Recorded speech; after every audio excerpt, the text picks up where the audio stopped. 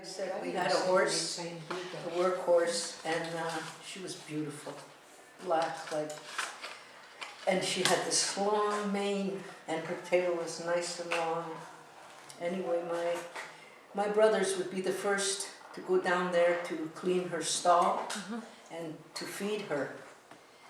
And Paul, my brother Paul, came running in a house, and my father was just getting dressed to go down and help them.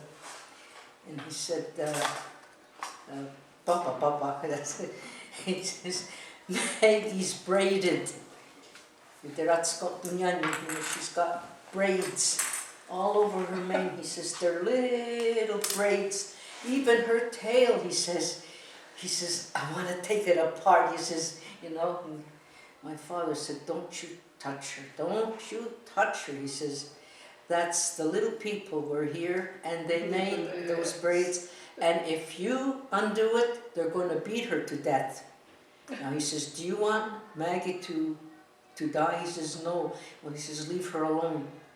He says, they'll take it apart if they want, or it'll come apart on its own.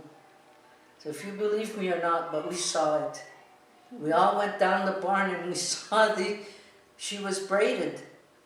And I said, oh, one of yous did it. Maybe I blame my brother Harold. He says, when did you ever see me making braids?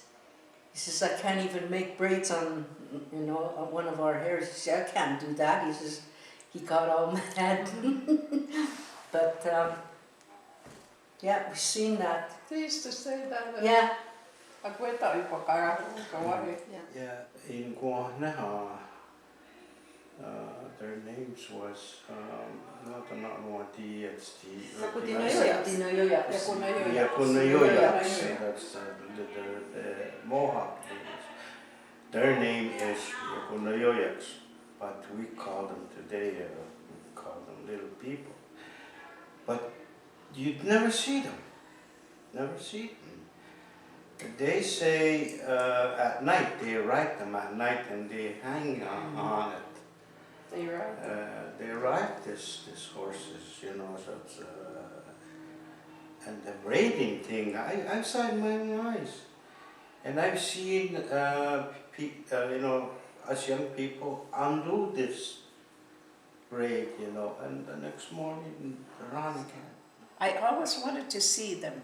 My mother, I don't know whether that was really true that they were around or whether they used it to keep us from wandering off into the woods too far, because my mother used to say, stay around, don't go too far, she said, because if you go too far they might take you. They suppose that they lived in these huge rocks. They said they have little doors there, but you can't see it, but they can. I used to love those stories that they used to tell us about the Iakotinenióia'ks, the little people. Well, there's some people that actually see them, but I guess you have to have a gift in order to see them or something like that. I remember a few years ago, my grandson, my son and his family stayed at my house for a couple of months, and his younger son, who was about 4 or 5 years old, I was sitting on the porch having my coffee in the morning, like now, and this little boy had gone out before me, and he went to play outside by himself. And I was looking for him, and all of a sudden he came around the house, and I saw him that he turned around as he came around the corner. He turned back the way he came from, and he was waving, and he had a big smile on his face. So I didn't know of any kids at that time around our neighborhood. So I asked him, I said, no, I didn't say anything. I thought of what I just said, some people see the Iakotinenióia'ks. So he came back up and he sat beside me. So I went down and I looked, there was nobody. And he did that twice during the summer that he was there. He would be playing, and all of a sudden he'd turn around and he'd wave with a big smile on his face, like he was saying bye to somebody. And apparently they do exist, and but only certain people see them. Yeah, that's true. Anytime I remember now, like you were saying, the little child. It was always the children that were very small that they say they saw them. But I don't know if any grown-ups ever saw them. And supposedly they liked the color red. Why? I don't know if you heard that, but No, my I mother didn't. used to say that they liked the color red.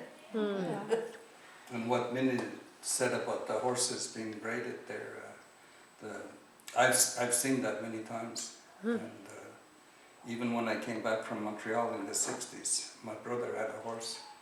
And well, he was an iron worker, so he used to go to work. And he said, feed my horse in the morning and all that. So I went in the barn and I fed him. And as I was walking by him, I noticed this braid. It's not actually a braid. It's like it